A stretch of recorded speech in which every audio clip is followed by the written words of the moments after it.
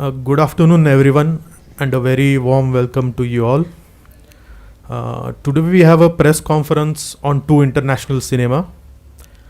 The first film is We Still Have the Deep Black Night, directed by Gustavo Galvo. He's just sitting next behind me. And we have a lead actress from the film, Vanessa Gusmão. A warm welcome to you. The second film is Sommer-Rebellen. The director of the film, Martina Sakova, is also sitting with us on the dais. I will give a brief introduction of the film and then request the filmmakers to give information about their film or the points they would like to make about their film. We Still Have the Deep Black Night. It's a story living by playing rock music is like walking a thorny field. This is the case with Karen, who plays the trumpet in a Brazilian band. A band adding a trumpet to psychedelic punk rock. Only a few audiences come to their non-popular performances. The job having for a living is not conducive to her music, and she takes care of her family, including her sick grandfather. Karen goes to Berlin with her ex-boyfriend, but returns alone with hard memories. And she learns that her colleagues have left for a normal life. The film asks what it means to play music in a time when rock died. Karen is just 27 years old and too young to give up. In the passion for music, it encourages who continue to music without giving up. A brief introduction about the director. Gustavo Galvo was born in Brasilia, Brazil. Graduated in journalism and specialized in filmmaking. He has directed 7 short films from 2002 to 2008. His first feature film, 9 Chronicles for a Screaming Heart, was awarded a special mention at the 31st International Film Festival of Uruguay. We Still Have the Deep Black Night is his third feature film as a director, writer, and producer. It was also released in 17 cities in Brazil and was selected for some of the top-ranked festivals in Latin America. Now, our second film for today is Sommer-Rebellen. A brief info about the film. Summer holidays is all about fishing, riding a truck, plowing through white water. 11-year-old Jonas expects a lot of fun and action. But his family, scattered between Slovakia and Germany, haven't really spoken to each other since his father died. So Mother Bet has prescribed a healthy sea climate at Aunt Anna's instead of going to Slovakia as they used to do. Jonas is stunned. He promptly packs his bags and sets off on his own to visit his cool grandpa, Bernard, in Slovakia. When he arrives, everything seems to be the same as ever. Only grandpa has changed. Without a wife or a job, the old railway worker is not in the best of moods. Jonas knows that something must be done, and it's all up to him to do it. He teams up with Alex, a tomboy who becomes his best friend, and together they develop a series of criminally good ideas. The consequences are soon felt. Bernard has a mysterious date coming up, the police are at his heels, and the children have to cope up with a failed business idea. There is a lot to be straightened out before everyone can trust each other and be friends again. In the end, nothing will be as before. It will be much better. Martina Sakova is a Slovak director and producer. She studied film direction at Film Academy VASMU in Bratislava in Slovakia. She was a guest student at the Film Academy HFF in Potsdam and went on to study experimental media design at the University of Arts in Berlin. In 2007, she established her own production company, Projector 23, in Berlin. Sommer-Rebellen is her feature debut. Now I would first request the director of We Still Have the Deep Black Night, Mr. Gustavo Galvo, to please introduce his film. Thank you. First of all, let me explain why I'm wearing mask. It's a very important issue now in Brazil. We have a deep crisis there, exactly now, right now, in a huge city called Manaus in the north of Brazil. People are dying without oxygen tubes in the hospitals. So it's a political issue. I hope you understand.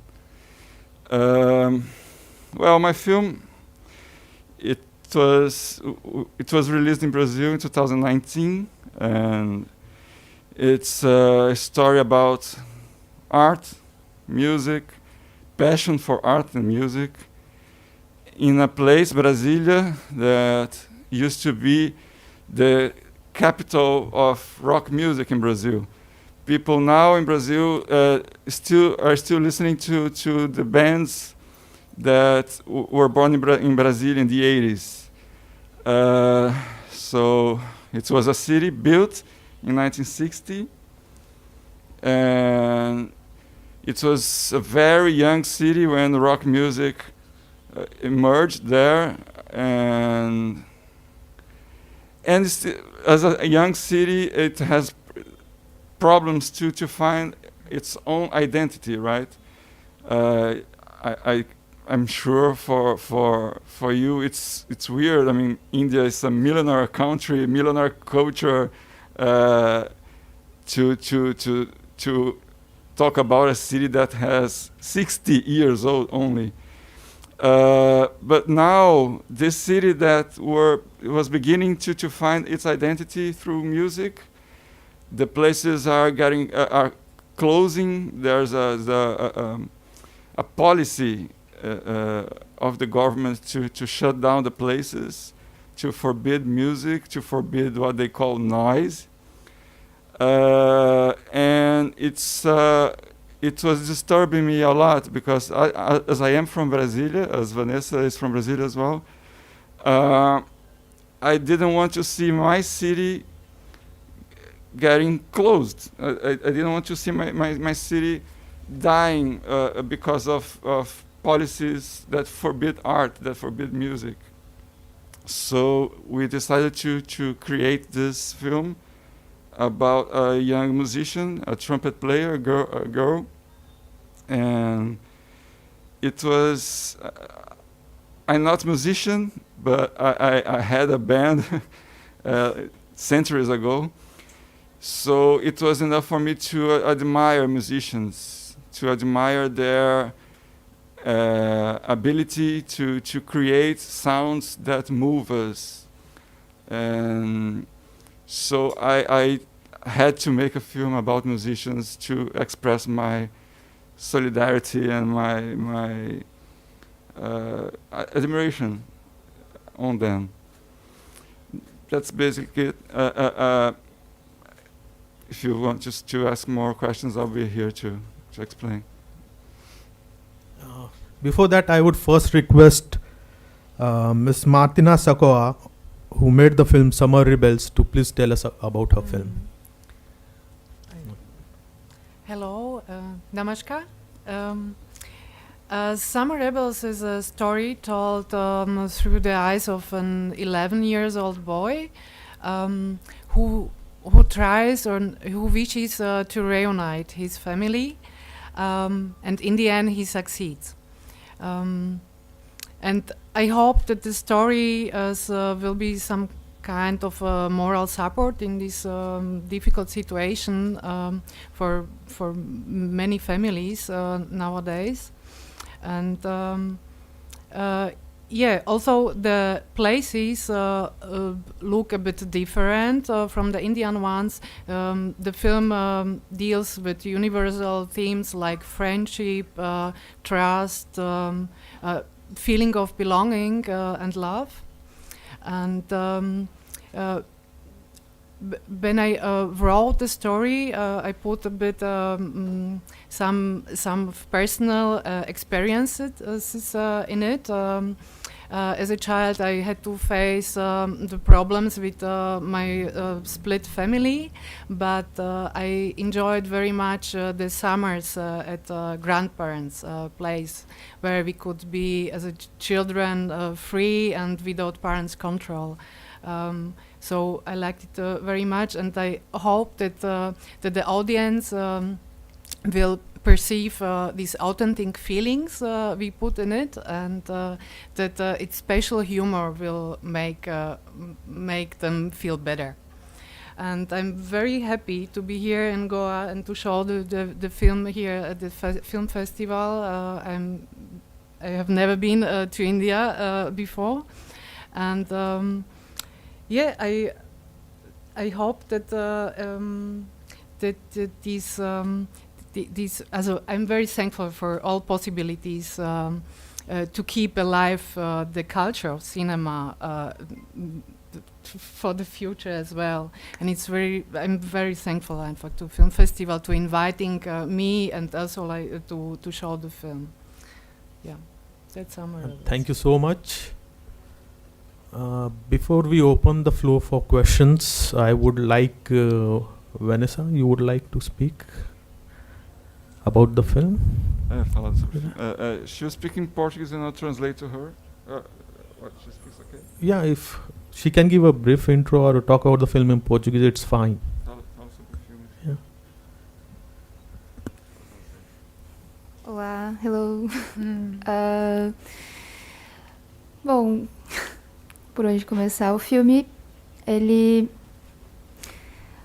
fala sobre a realidade da música independente, das dificuldades que é você querer fazer arte e, enfim, e querer viver disso, assim. Então, e coincidentemente é uma realidade que eu vivo, porque além na vida real eu sou musicista também, e as dificuldades que existem, que se passa no filme são as dificuldades que eu passo também na vida real, no dia a dia, com minha banda e com meus projetos, com as coisas que eu tenho para fazer.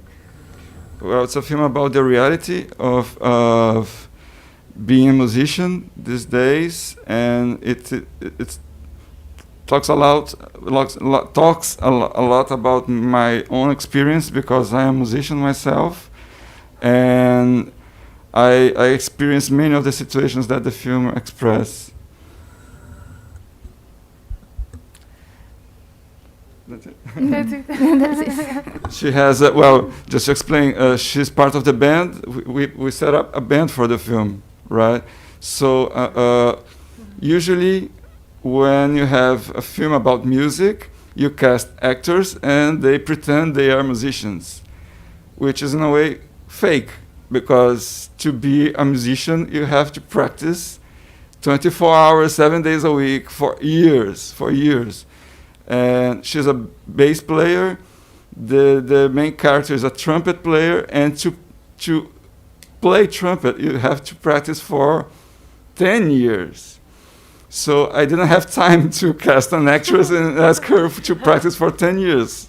So it was easier to cast a real trumpet player, and had acting lessons with her.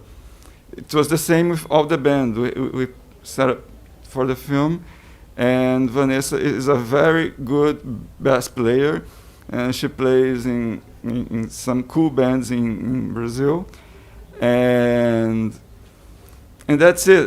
We during the preparation, I talk a lot with the musicians. I wanted to learn with them as well. How is it to be a musician? What are the difficulties you have, the challenges that you have? So I had this script, but of course, many things change when we start to work in the film.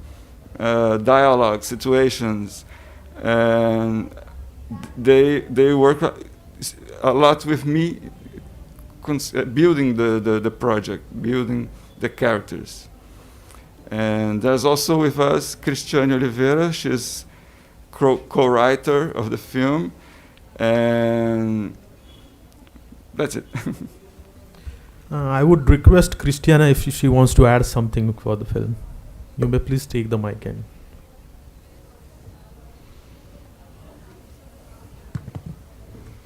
Thank you for the opportunity to be here. Thank you, the festival crew, for all the hospitality.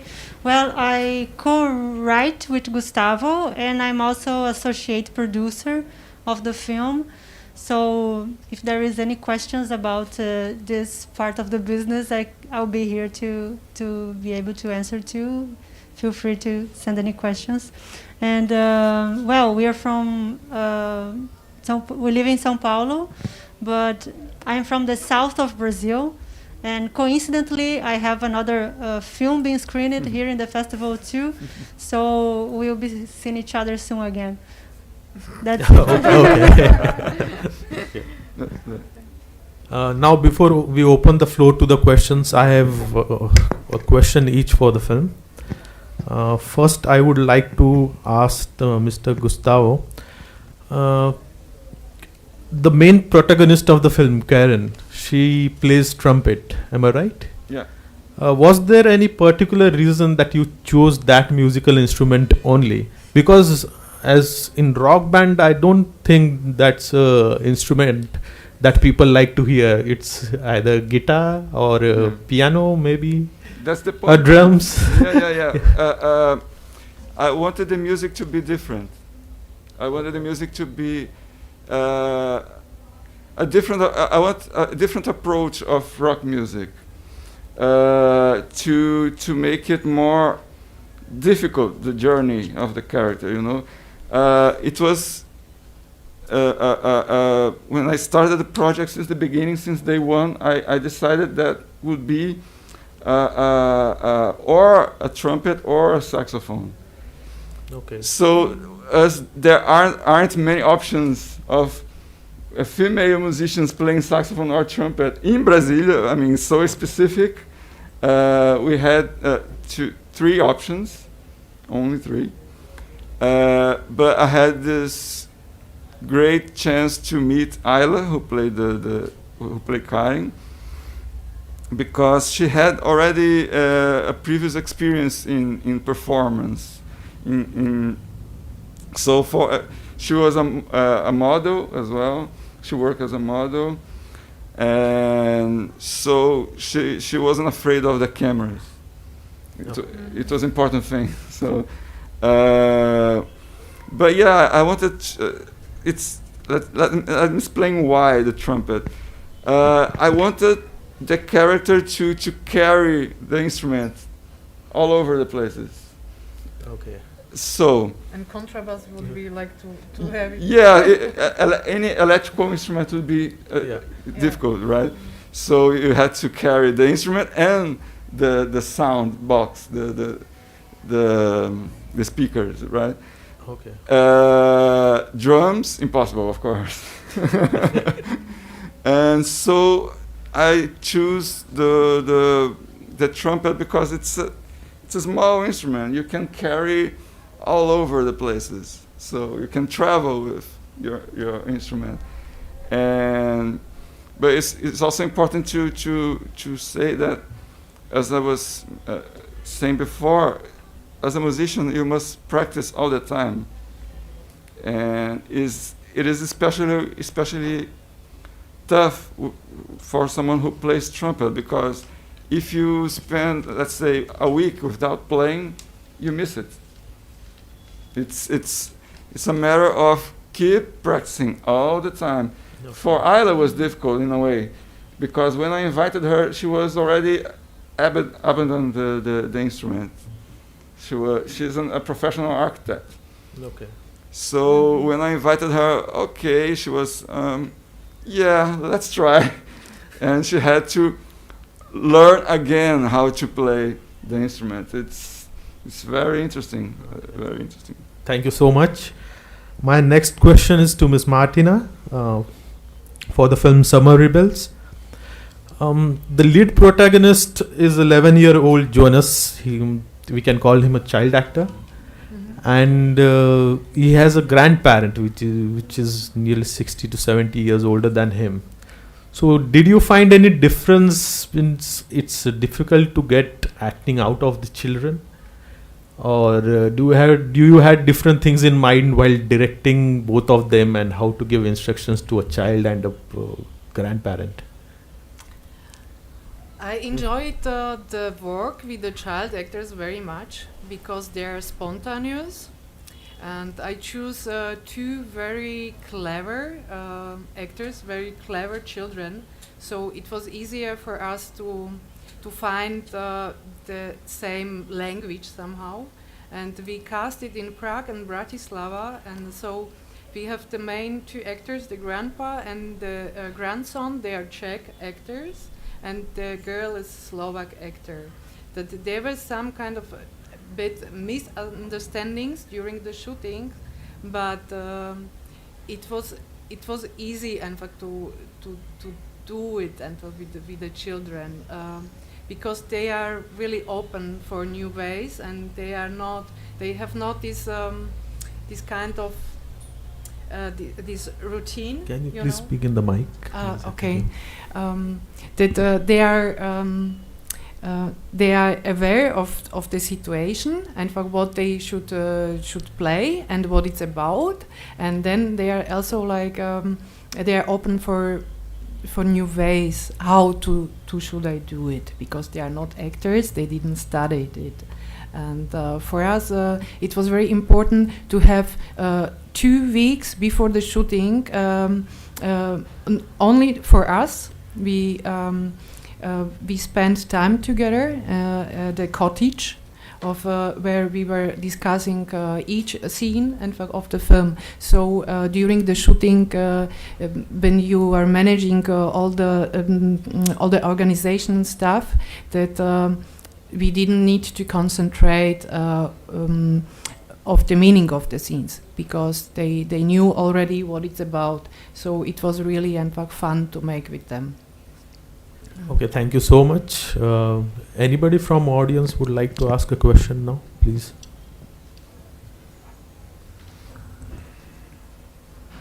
Yes, please. Last.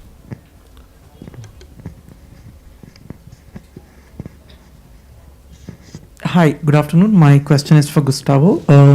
Can you sort of briefly again explain the political dynamics of the country which sort of made you make the film? And also, did you approach the film with a space of anger or frustration? Yeah, anger is with me all the time, especially now. But yeah, we're facing a very difficult moment in Brazil. We don't face censorship directly, but we've been through this process. I know that India, you have a very strong system. You can have private money even for independent films, right? But in Latin America in general, you can't have money for private money for independent production. You need public fundings. So this government, they expressed very clearly since day one that they wouldn't finance films that they don't agree with the ideology, or they don't agree. So they can't do that, but they can shut the system that give us money to shoot. So we're in the situation that I have another project that is stopped for 2 years already. I earned the money. The money is already. I had the bank account already open for 2 years already, but they simply don't sign the contract. So it's a weird situation because this money, it's not a public money in a way, because it's taxes that we from the industry we pay, and is reverted to film production. You see, but this money goes to public administration, the agency, and the agency delivers the money to producers. So the money stops there in the agency. And there are almost 800 projects now in Brazil stopped. So it was a situation that was, the numbers are a bit, we don't know the exact numbers. Some say 700 projects, but it's a situation that it was very tough even before the pandemic, you see. So then came the pandemic, and of course no one is shooting, and so we are in desperate situation right now, specifically talking about the film industry. So, and the film we shot the film before this, in 2017, but there was already coming a wave of censorship, and there are exhibitions that were suddenly closed because of the issues. And when we shot the film in Brasilia, few days before, an artist was arrested because of performance. So it's weird because we had tough times in the 60s and the 70s and the 80s with a dictatorship, and it's like it's coming again, you know. But we are here, we're facing these difficulties and still creating, still writing, and in a way the film acquired this importance for us in Brazil, because it's about that. It's how to resist, to keep fighting, to keep creating, to keep producing. And so it happens all the time. Some, let's say, filmmaker see the film and come to me, oh my God, this is about me. This film is about what I experienced. I'm not a musician, but it's about me. Writers came to me and talk about that. Playwrights came to me, talk about that. It's about resistance through art, you know.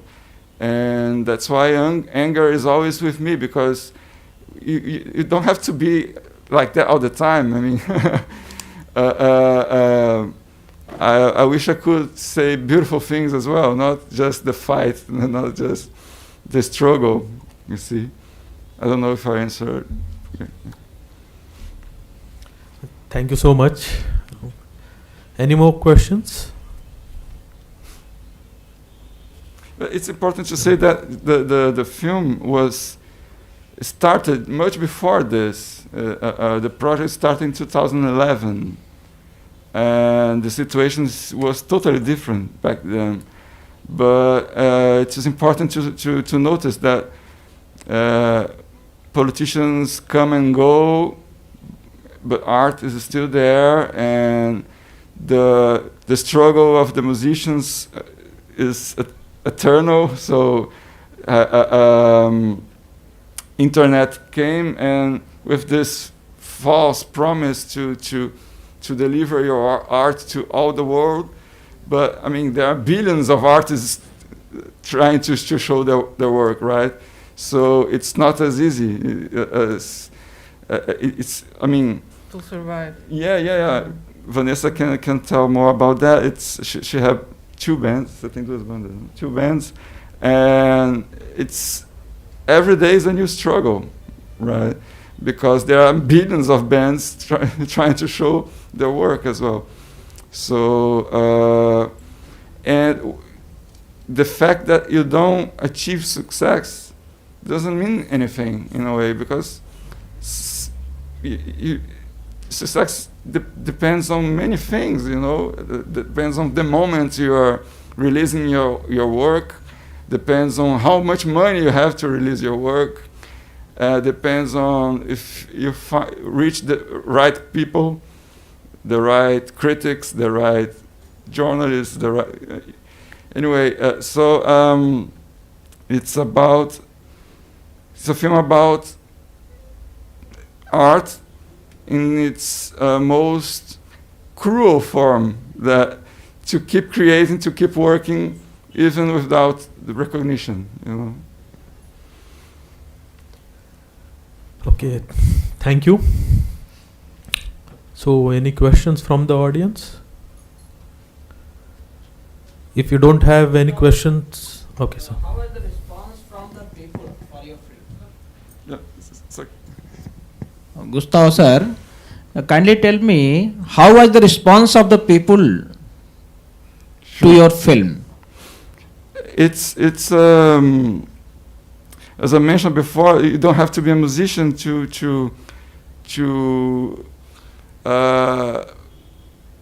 how can I say, to feel, to relate with the film. You see, there was this situation in Brasilia. We released the film in the film festival there, and a lady came to us and told me, I don't like rock music at all, but I loved what you did, because it's universal. That's a great compliment. Yeah. When she started, I don't like rock music at all, I thought, oh my God. But I love what you did. Oh yeah, thank you. Because it's about, let's say, I'm not a fan. I don't know Indian culture deeply. So, but it doesn't.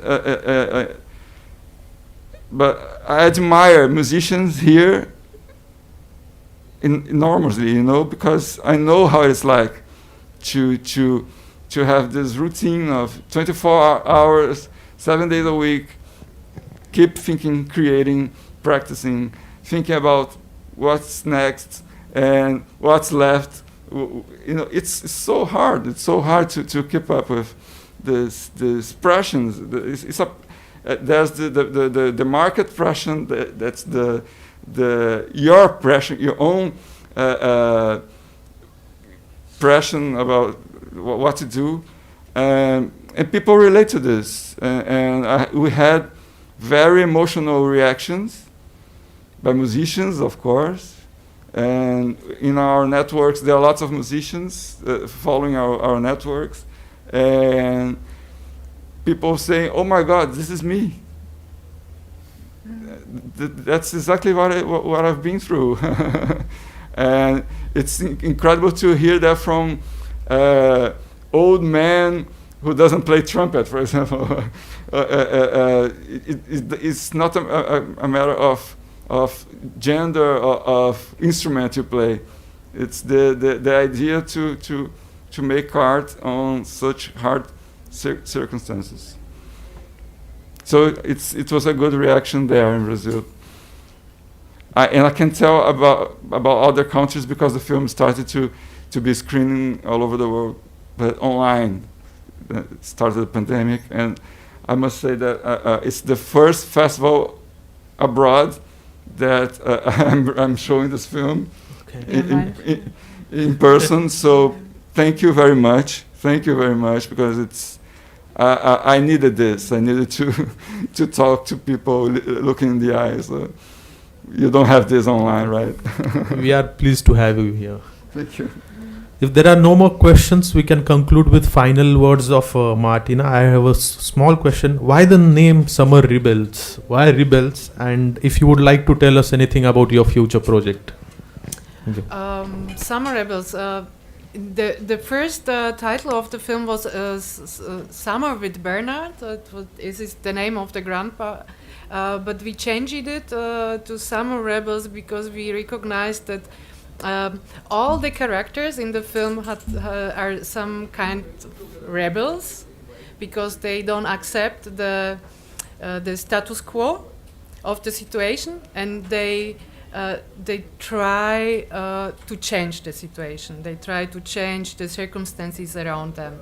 And it's very nice to see how the 11-year-old boy is the first one who has this idea to change the circumstances, because he is not confident with the world around. He's too mature for his age. Yes, and so we through that the rebels, also the grandpa and also the girlfriend and of the boy, they have something very similar, and it's the rebellion nature in it.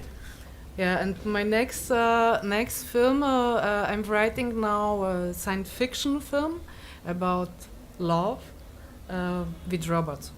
Yeah, okay. Yeah. That's an interesting topic. Yeah. Thank you so much. We conclude today's press conference. Thank you so much for being here. Thank you. Thank you very much.